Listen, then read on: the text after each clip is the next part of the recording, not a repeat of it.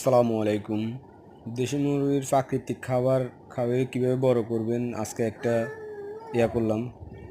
শাক, কলমের শাক নিয়েছি আমরা। আপনারা যে শাক আছে ওই শাকগুলো নেবেন, যাতে করে শাকগুলো বড় না হয়। ছোট ছোট করে করবেন, যাতে করে 1 ইঞ্চি বেশি বড় না হয় এই হিসেবে করবেন। তারপরে চুলায় বসিয়ে গরম পানি করবেন, সিদ্ধ করার জন্য লবণ আর হলুদ দিবেন। তারপরে ভালোভাবে সিদ্ধ করে মিক্স করবেন। মিক্স করার জন্য বসি নেবেন।